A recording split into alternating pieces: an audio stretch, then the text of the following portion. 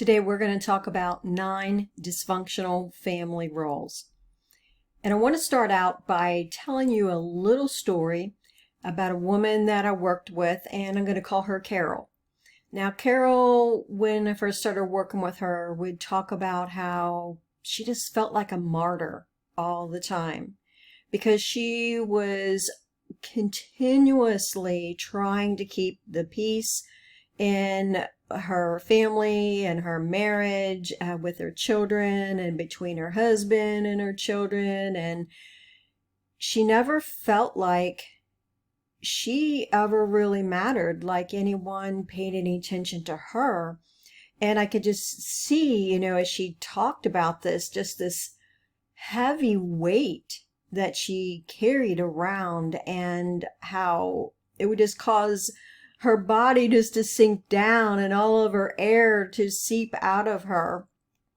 And it was understandable because being a martyr is heavy. It's a lot of work. But we began looking at where this came from because she grew up in an alcoholic family, which is where it would have come from, but she didn't even realize it. And it was still carrying forth into her adult life. And this is what happens when you have grown up in a dysfunctional family. But what I have found in working with women is they often don't even recognize that. They just think this is who they are and it's who they're supposed to be, which is what Carol thought. She thought that this was her role in life, was to be a martyr, where she didn't matter. She even was convinced that this is what God had for her. Well, today I want to help you to be able to recognize these dysfunctional family roles that you grew up in, and also to see how they're still showing up in your life today. Now, if you don't know me, let me introduce myself. My name is Tawnya Kordenbrock, and I am the person behind arenewedlife.com, where I help women to be able to rewire their brains, to respond to their emotions differently, to be able to break free from fear, anger, and shame so they can love themselves, feel loved by others, and have a deeper relationship with God. Now, I hope right now that you will pause and go ahead and subscribe so that you can receive more of these teachings. As we get started, let's first look at what kind of defines a dysfunctional family. In a dysfunctional family, there are certain traits, certain characteristics that you can look for. Namely, that there is one person, at least one person, who is out of control or is not keeping within the healthy bounds that they should be keeping within. For instance, you could have a mother or a father who cannot properly manage their anger. And so this comes out onto all of the family members, and everyone has to readjust in order to not stir up that anger and have that anger fall upon them. Or you could have a parent who is emotionally distraught all the time, and then everyone in the family kind of tiptoes around so that they don't upset the person who is emotionally distraught. Or it could even be, unintentional. Could be, not that others are intentional, but could be that someone is chronically ill. And so everyone kind of tiptoes and functions around the person who is chronically ill. Then again, there could be addictions going on or abuse, and instead of these issues becoming addressed and the person with the problem taking care of that problem, it gets ignored and everyone remains in denial. And so when this dysfunction is taking place within the family, everyone takes up their individual roles. And what this does is it keeps the family functioning. It keeps things moving along, and so that there can be a sense of some normalcy. And also these roles that you would play, that you would pick up as a child, and that's what happens as a child, you pick up this role. Sometimes it's stated to you, and sometimes just something that as a child you figure out that this is a way that you can obtain attention, you can feel like you are special, or that you can feel safe within the family.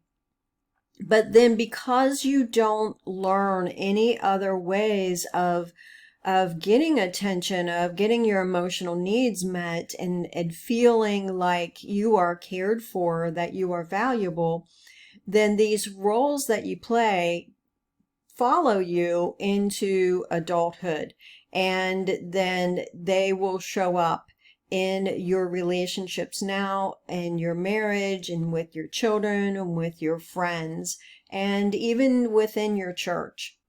Now let's get started in looking at the 9 dysfunctional family roles. And the first one we are going to talk about is the enabler.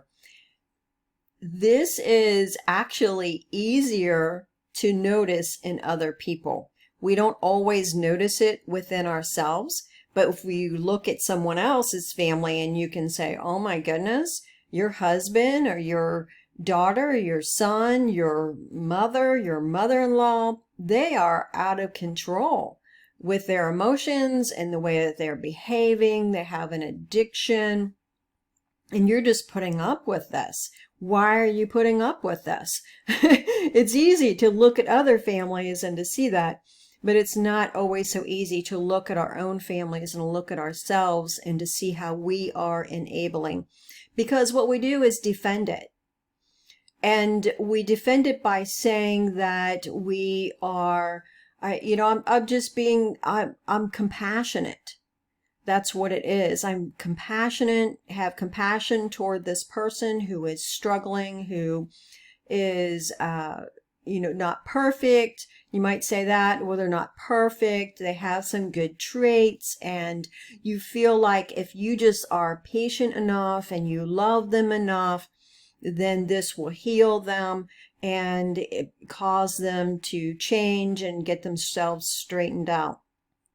But in the meantime, what happens is you put up with poor treatment from this other person. And in so doing, then you feel like you don't matter, that you don't feel as loved as you should or as cared for as you should. And then also the other person goes along without getting the treatment or getting the healing and seeing the changes in themselves that they need to see. And the main reason why an enabler holds on to this role is because it gives her a sense of value, that she is important in this relationship, that the other person will need her because she is so important to them. Unfortunately, that will leave you in this place of not really feeling loved and valued. The second dysfunctional family role we're going to look at is the doer. The doer is that person that always gets called on to take care of things. If a committee needs to be formed, call the doer. If a project needs to be done and someone needs to stay after work to work overtime and finish it, call the doer. If a task needs to be done within the family, everyone can feel certain, rest assured that the doer will take care of it. And even in a church, if, we need more workers, then you know who to call, and that is the doer. Okay, so how did this role develop for you if you are the doer? A lot of times what can happen for the doer is that in childhood, perhaps you had a mother or another important person in your life who was not handling life so well and really needed your support. And so instead, for instance, if this was your mother, instead of your mother taking care of you, you took on the mother role and took care of your mom. And she greatly appreciated this and would express that to you, how special you were to her because you were always there for her. You were always picking up the pieces and made her life bearable. But at the same time, what happened to you as a child? You were never seen for who you were.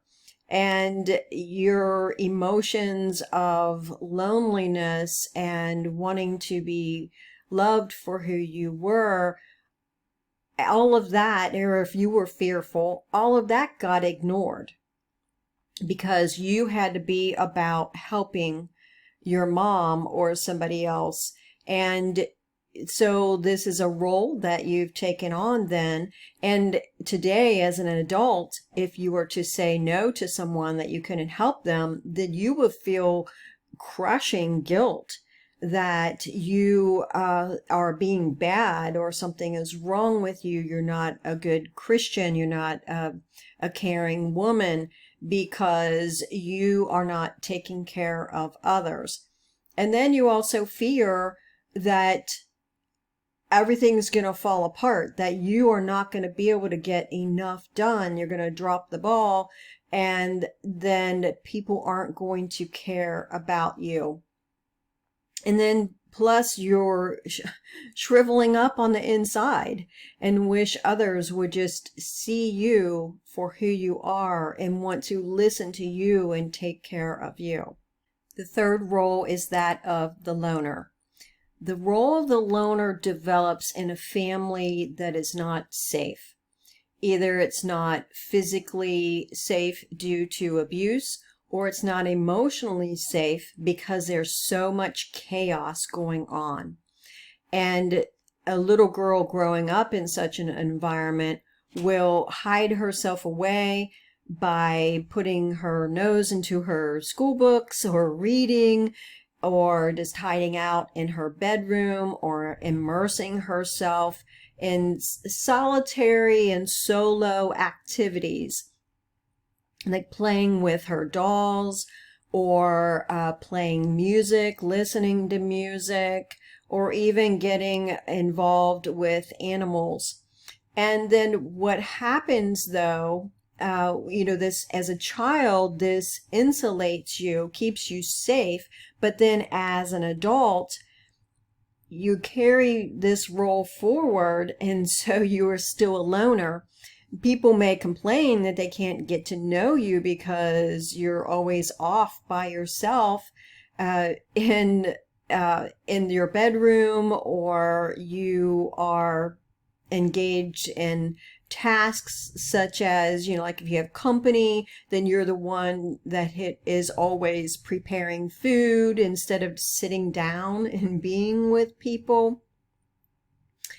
And you probably today struggle with knowing how to engage with people, and especially with knowing how to handle emotional tension within relationships.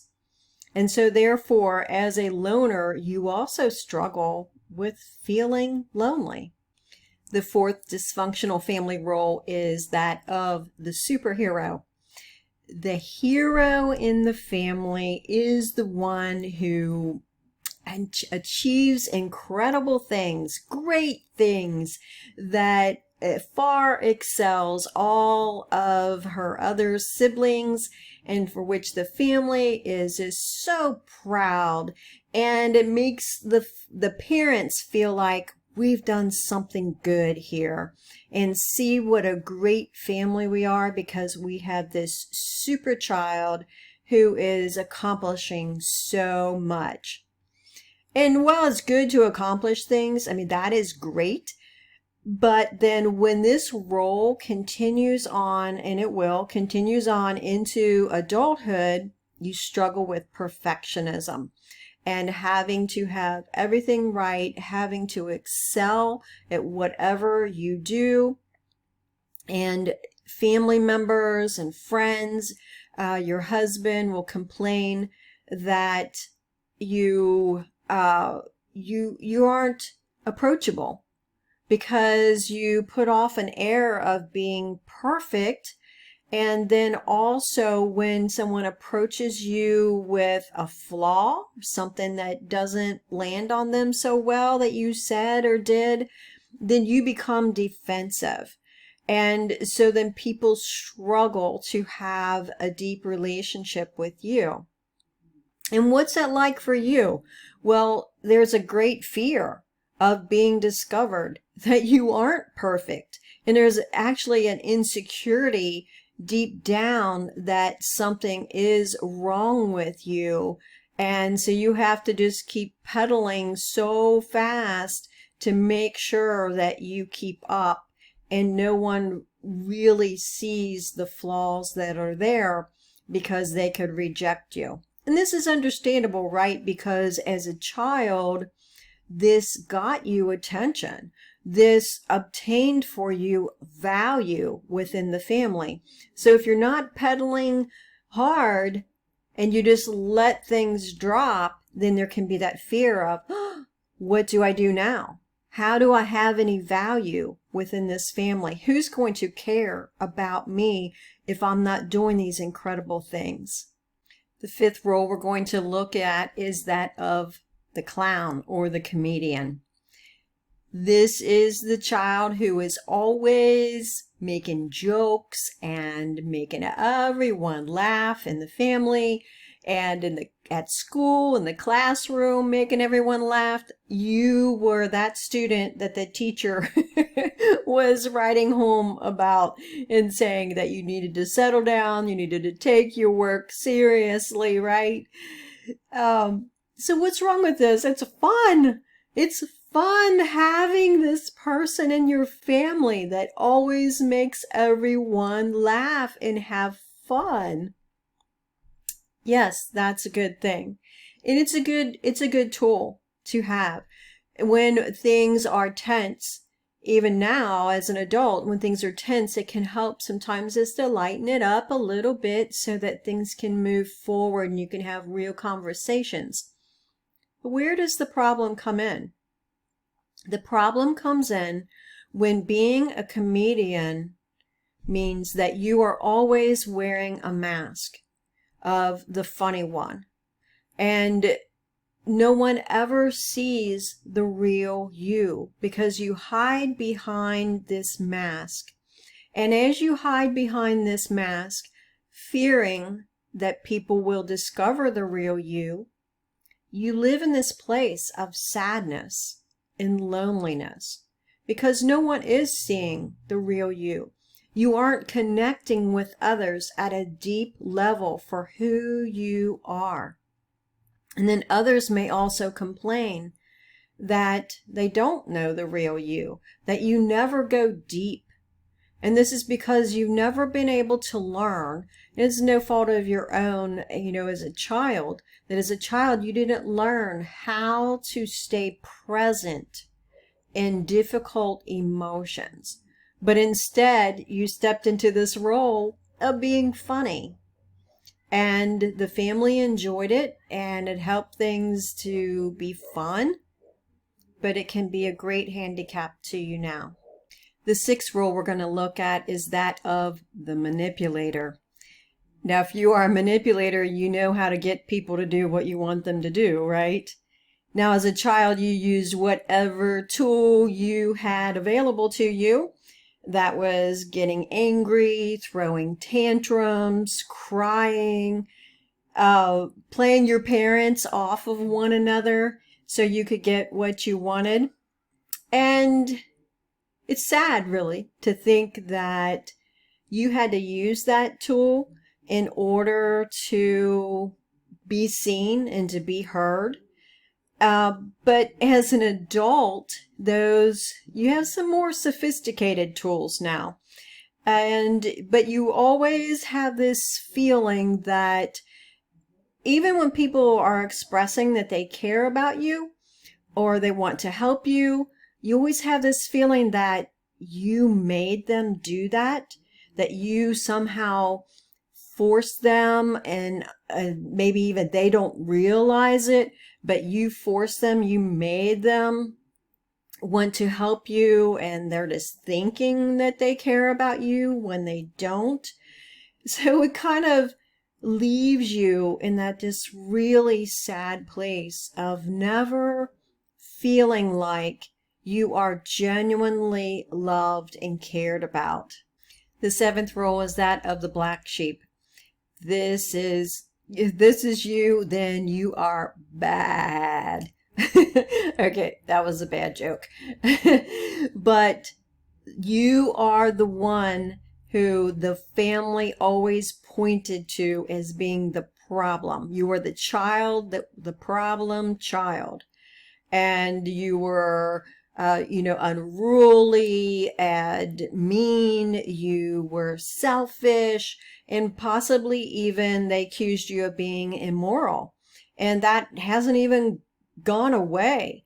And so that even now, as an adult, you are the person that the family talks about all the time as to what's going on with her and her life, and when's she ever going to pull herself together, and why does she always have to be so selfish? And you're probably resentful about this, angry at them that they have labeled you in this way, and perhaps you've even championed taking on fixing your family and helping them to see what's wrong with them, but they don't listen. And instead they get defensive, and then they turn the finger back at you as to what is really wrong with you. And so this leaves you in this place of never really feeling loved and receiving tender care.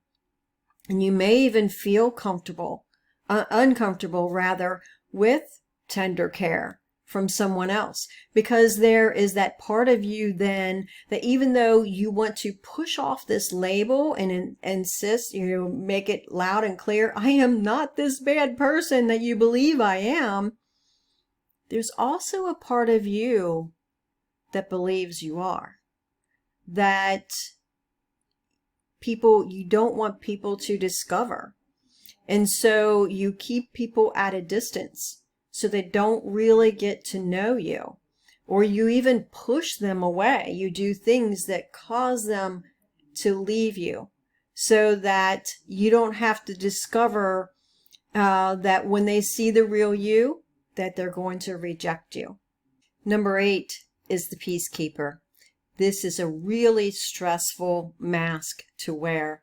It's a role that was taken on in order to keep peace within the family. For instance, going back and forth between mom and dad who were constantly fighting, trying to get the other one to not be so upset, or each of them to not be so upset. Or perhaps your dad beat your brother, and so you would try to distract from that, or to hide what your brother was doing so your dad wouldn't find out. Or perhaps your dad was sexually abusing you, and instead of letting your mom know, you wanted to save the marriage, save the family, keep the peace in the family by taking this upon yourself and not saying anything about what was going on. Being the Peacekeeper was actually a very powerful role because it gave you importance within the family, a sense of power in a family where you actually were powerless to bring change. And it gave you a sense that you were bringing change, that you were protecting people by playing this role. But you weren't allowed to have your own emotions. You weren't allowed to even, especially to be angry. And now as an adult, you possibly don't even recognize the emotions that you feel. And if you were to recognize them, then you write them off as being selfish and not important, that you should be tending to the emotions of others and not paying attention to your own emotional needs. Now, the last role we are going to look at is that of little princess. And well, there's nothing wrong with feeling special. We all should feel special.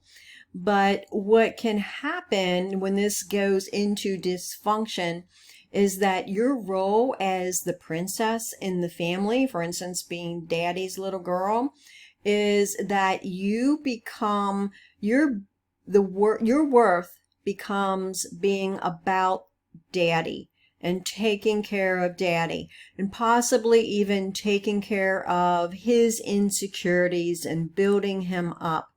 And when that happens, then you lose who you are. And I have seen, when I've worked with women, this role gets defended so strongly that women do not want to acknowledge any type of dysfunction when it comes to this role. And they just insist on maintaining it because they can't imagine who they would be without it. That if you are not this ultra super special person to your dad, then who are you? And it makes it really difficult then also when daddy dies, because then you don't know who you are. You don't no longer know who you are in the world, what your role is.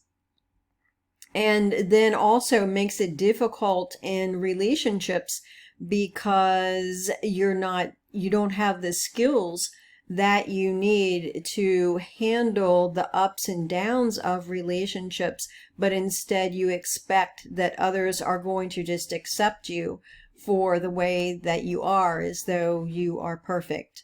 So if in your family of origin there was any type of abuse, addiction, or just general constant chaos, then you most likely slipped into one of these roles. That is because you had to cope in some way. And you shouldn't feel guilty about this. This is a way that helped you to get through life as a child. But on the negative side, it kept the family from looking at that person who had the real problem. And instead, it shifted the focus to others, of how well they were doing, how funny they were, or how bad they were, and instead of the family becoming healthy. Something I want to encourage you to do is think about this and maybe map it out as to the different roles that each of your siblings played and each of your parents played. And also, compare it. If you have brothers and sisters that you get along with, or even if you have a good relationship with your parents, you could have a discussion about this. And don't be surprised if your siblings see it differently than you do. Then also, and what's even more important, is to look at how these roles are still present in your lives today, in your own life, and how you still feel like you have to play this same role. Because these roles are keeping you from feeling genuinely loved and valued in your relationships. They're keeping you from seeking out relationships that are safe and where you can be protected. Now, before you go, I hope that you will sign up for the free resource that I've created for you, and it will help you with your self-image. And it uses 15 Bible verses that you can meditate on, but it's going to help you to get in touch with those inner feelings and how you view yourself, how you view others, and how you view God, and to change that self-image. Thank you for joining me today. I hope you found this helpful. Please give me a thumbs up if you did.